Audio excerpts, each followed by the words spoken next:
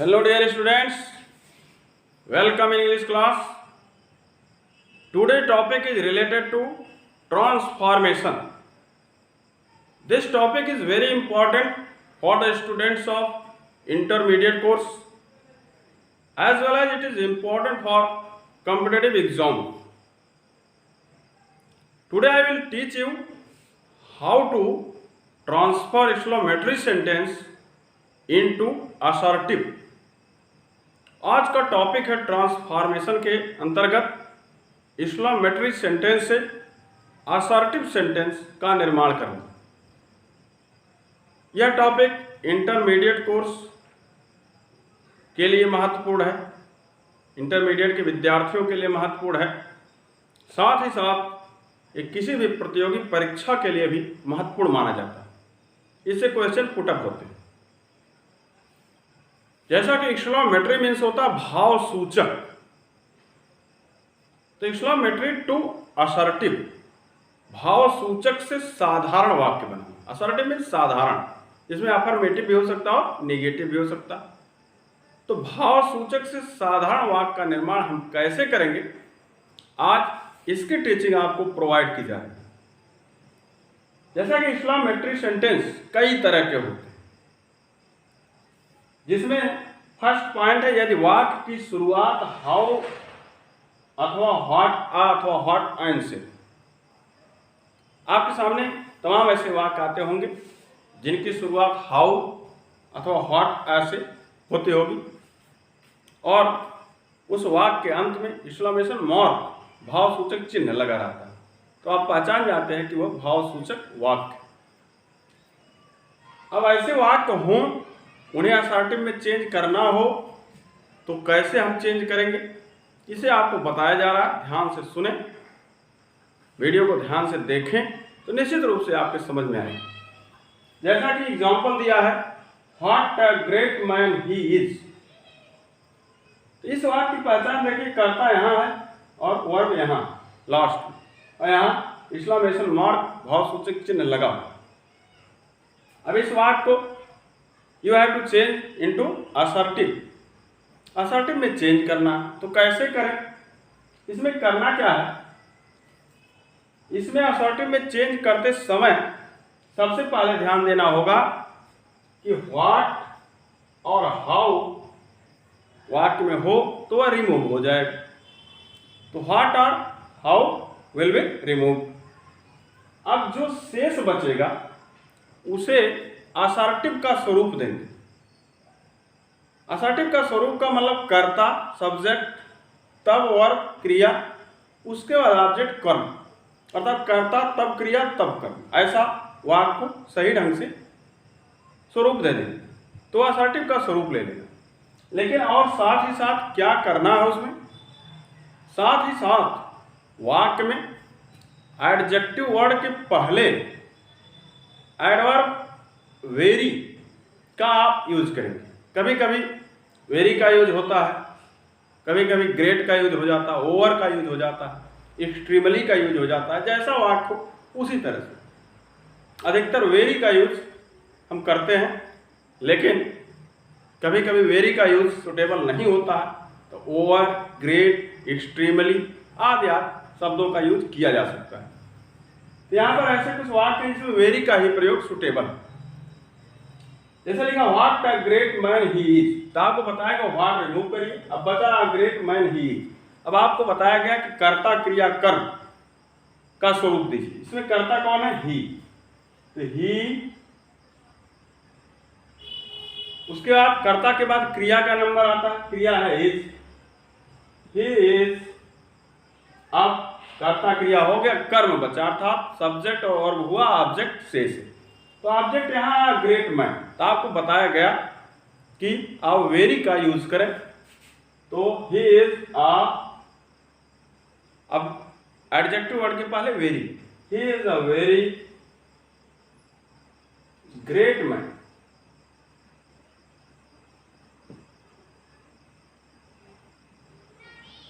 इस तरह से वाक्य स्वरूप लिया, he is a very great man, ये असर्टिव का स्वरूप ले लीजिए। इसी तरह से वाक्य को एक्सक्लेमेटरी से असर्टिव में चेंज करेंगे। Next example, how sweet the song was. बिल्कुल उसी तरह वाक्य है, हाउ से वाक्य की शुरुआत हुई है और यहाँ पास्ट में वाक्य वाज। इसमें भी वही रूल फॉलो करेंगे, हाउ रिमूव होगा। अब जो शेष बचा उसे कर्ता क्रिया कर्म का स्वरूप दें और वेरी का यूज करें। तो यहाँ पर सब्जेक्ट है द सॉन्ग, तो द सॉन्ग, उसके बाद वर्ब है वाज, उसके बाद आप एडजेक्टिव वर्ड के पहले वेरी का यूज करें, वेरी स्वीट, तो हो गया the song was very sweet, assertive में चेंज हो गया वहां। इसी तरह third example, what a lame excuse. अब इस वाक्य में आपको देखने को मिलेगा कि इस वाक्य में न तो कर्ता दिखाई दे रहा है न तो क्रिया, अर्थात सब्जेक्ट भी नहीं है और वर्ब भी नहीं है। तो इस स्थिति में आप क्या करोगे? इस स्थिति में आप मानक मानेंगे इट इज को, इट हो गया सब्जेक्ट और इज हो गया वर्ब, इट इज। कभी कभी he is, she is, they are, जैसी स्थिति हो, व्यक्ति का वर्णन हो रहा तो ही इज, किसी महिला का वर्णन हो रहा सी इज, बहुवचन में किसी पुरुष अथवा महिला बहुवचन में हो जैसे गर्ल्स बॉयज तो दे आदि। यहां पर इट इज स्थिति के अनुकूल he is, she is, they are आदि। तो इट इज अब आपको पता है क्या व्हाट रिमूव हुआ, अ लेम एक्सक्यूज है, आपको कर्ता और क्रिया इट इज मिला, स्वयं मानक माना गया, सपोज दैट। उसके बाद आपको वेरी नहीं भूलना, it is a very lame excuse, तो अगर it is a very lame excuse, झूठा बहाना। लेम एक्सक्यूज का मतलब होता है झूठा बहाना, झूठे बहानेबाजी करना। जैसे आप कॉलेज नहीं गए और टीचर पूछ रहा कि आपने कॉलेज क्यों नहीं अटेंड किया, तो आप झूठ बोल दीजिए, पिताजी ने रोक लिया था, माताजी बीमार थी, मैं ससुराल चला गया था, अपनी बहन के यहाँ चला गया था आदि। तो लेम एक्सक्यूज है आपका, झूठा बहाना। जैसा कि इडियम्स और फ्रेजेस में भी आता है lame excuse, what is lame excuse, उसका यूज करना होता है। तो लेम एक्सक्यूज का मतलब झूठा बहाना। इसी तरह नेक्स्ट है हाउ फुलिश, कितने मूर्ख। इसमें भी आपको न तो सब्जेक्ट दिखाई दे रहा है न तो वर्ब। तो आपको इसके पहले बताया गया कि इट इज अथवा ही इज अथवा सी इज अथवा दे आर आदि। तो माना कि किसी व्यक्ति को फुलिश कहा गया कि कितने मूर्ख हो, एक वचन में अगर है तो ही इज माना जाएगा। तो ही इज, अब आपको वेरी का यूज करें, वेरी फुलिश।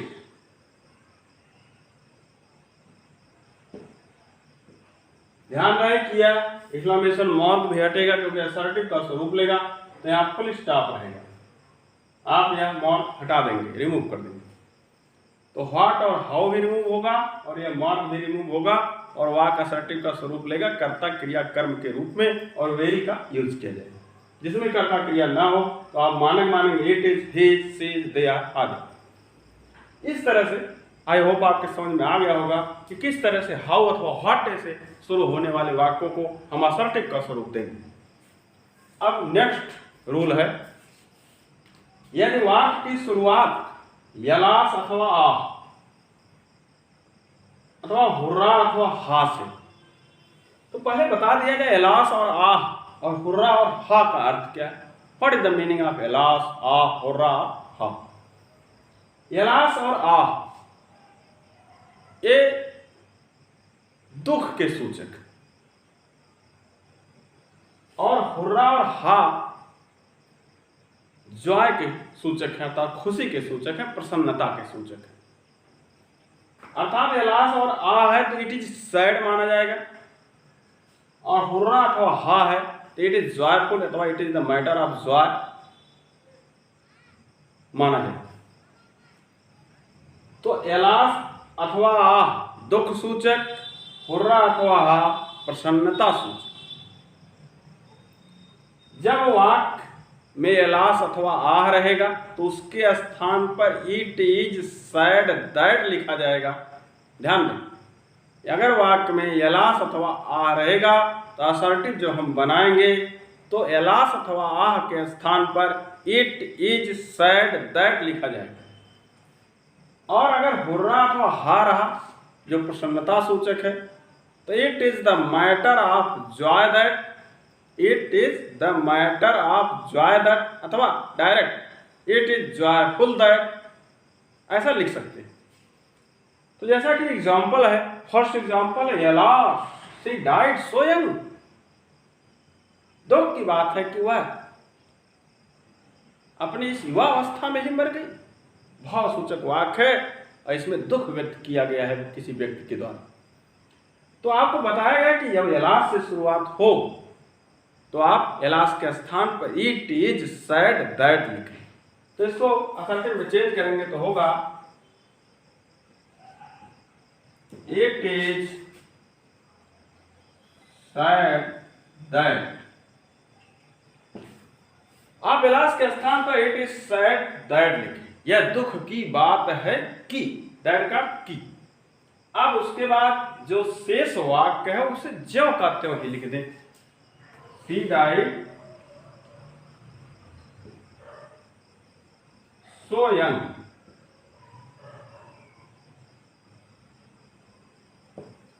इस तरह से हो गया it is sad that she died so young. यह दुख की बात है कि वह अपनी युवा अवस्था में ही मर गई।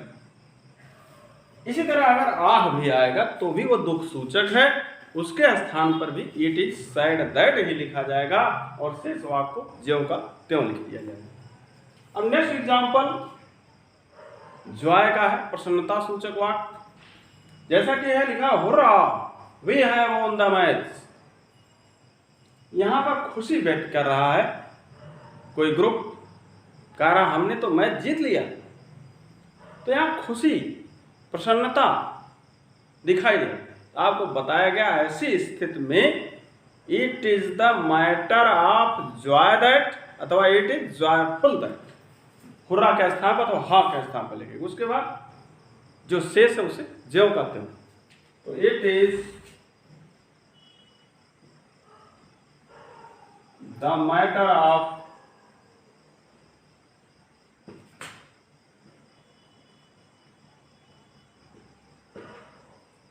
Joy that. तो आप हुर्रा के स्थान पर लेके it is the matter of joy that. एक खुशी की बात है कि, क्या खुशी की बात है? आगे जो शेष वाक्य we have won the match.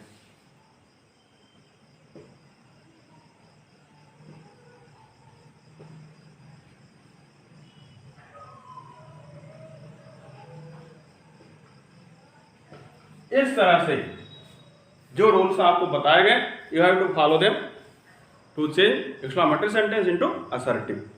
इस तरह से जो रूल बताए गए आपको उसी को फॉलो करना है एक्सक्लेमेटरी से असर्टिव बनाने के लिए।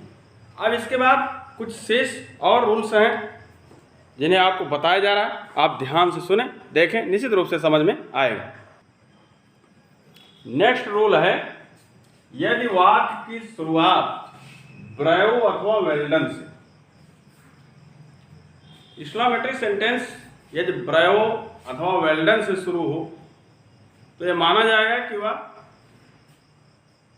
किसी की प्रशंसा की जा रही है उस वाक्य में, अथवा शाबाश बोला जा रहा है, अर्थात प्रशंसा ही शाबाश। जैसा कि शाबाश आपने अच्छा कर दिया, शाबाश तुम बहुत बहादुर आ जाए। जैसा कि एग्जाम्पल है brave you have done well, शाबाश तुमने अच्छा कर दिया। इसी तरह सेकंड है वेल डन, शाबाश। वेल डन का अर्थ तो शाब्दिक अर्थ अच्छा किया। You are a brave boy, तुम एक बहादुर लड़की हो, आ जाए।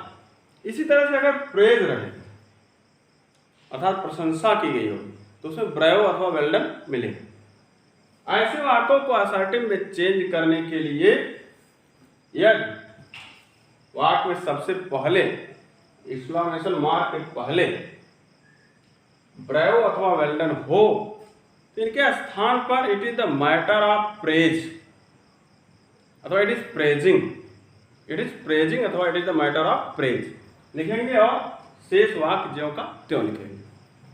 जैसे कि bravo you have done well, तो आप लिखें it is the matter of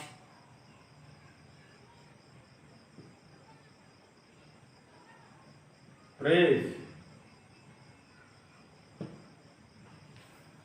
it is the matter of praise अथवा it is praising, direct praising लिख सकते, इट इज प्रेजिंग। और दैट भी लिखें दैट, तो it is the matter of praise that, यह प्रशंसा की बात है कि अब जो शेष वाक्य है ज्यों का यू हैव डन वेल।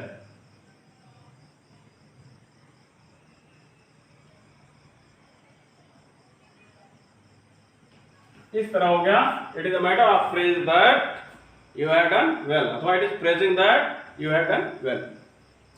इसी तरह से सेकंड है well done you are a brave boy, शाबाश तुम बहादुर लड़के हो। इसको भी इसी तरह इट इज प्रेजिंग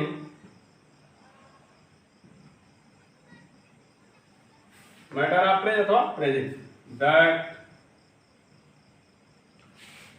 शेष वाक्य you are a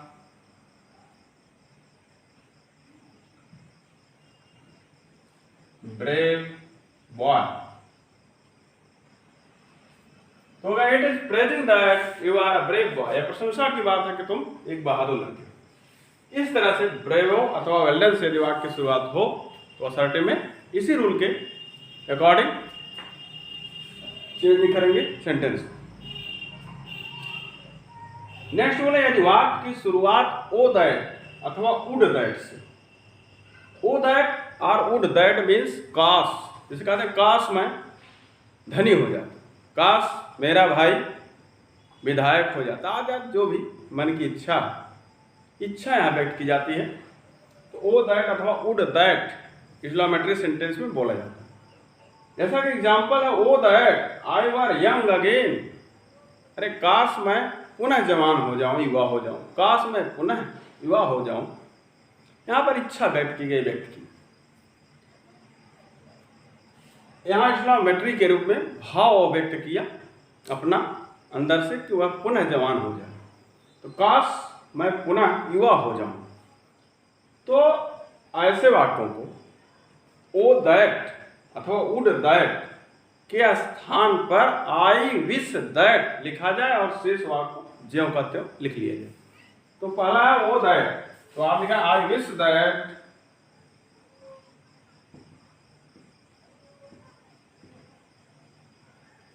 I wish that, O that के स्थान पर आई विश दैट। इसी तरह वुड दैट के स्थान पर आई विश दैट, और जो शेष है ज्यों का त्यों।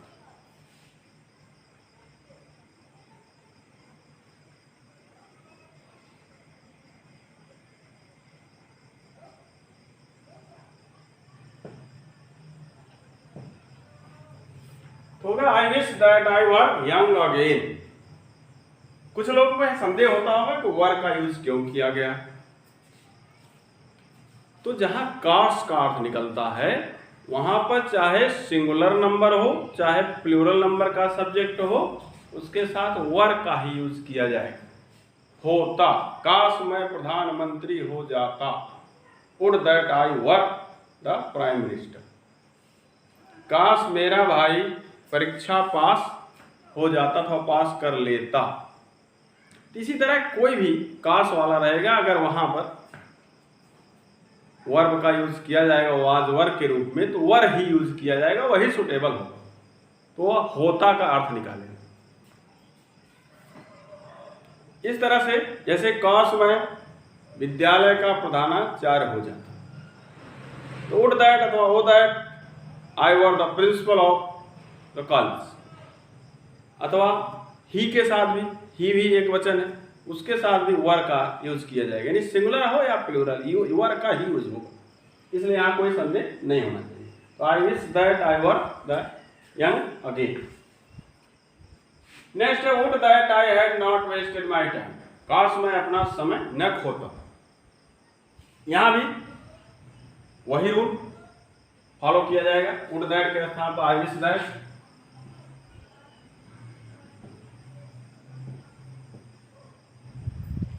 आई विश दैट, अब वुड दैट के स्थान पर आई विश दैट और शेष ज्यों का त्यों। I had not wasted my time,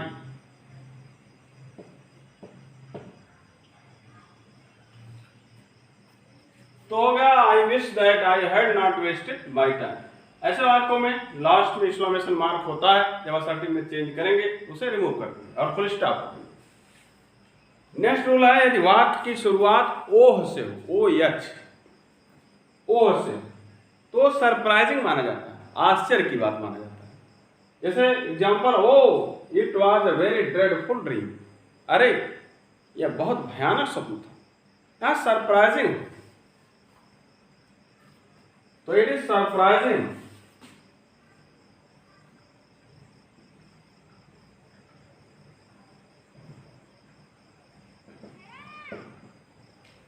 it is surprising, यह आश्चर्य की बात है। इट इज अमेजिंग, सरप्राइजिंग और अमेजिंग दैट,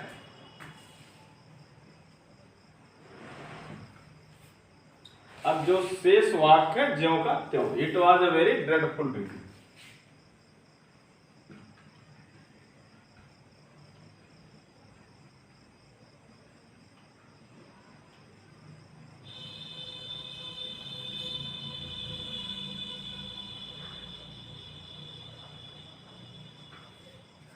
इस तरह से हो गया, it is surprising that, it is amazing that, it was a very dreadful dream, तो ओ के स्थान पर इट इज सरप्राइजिंग।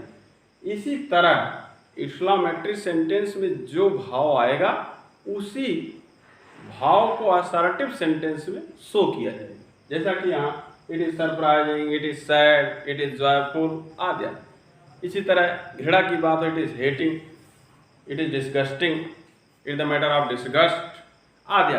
जैसा भाव उसी को व्यक्त करेंगे असर्टिव। आई होप आपके समझ में आ गया होगा। ये टॉपिक इम्पॉर्टेंट है कंपनी एग्जाम के लिए भी, प्रतियोगी परीक्षाओं के लिए भी। वाक्य दे करके नीचे ऑप्शन दिया रहेगा कि इस वाक्य का असर्टिव जो 4 ऑप्शन के रूप में दिए गए उनमें से कौन सा सही, अथवा असर्टिव से एक्सक्लेमेटरी, असर्टिव का एक्सक्लेमेटरी कौन सही है। इस तरह से आपको वाक्य में बदलाव करना होता है और वाक्य चेंज हो जाता है। आई होप आपके समझ में आ गया होगा। आप कोई भी समस्या होती है तो शेयर करेंगे। आज का टॉपिक यहीं तक। Thank you so much, bye.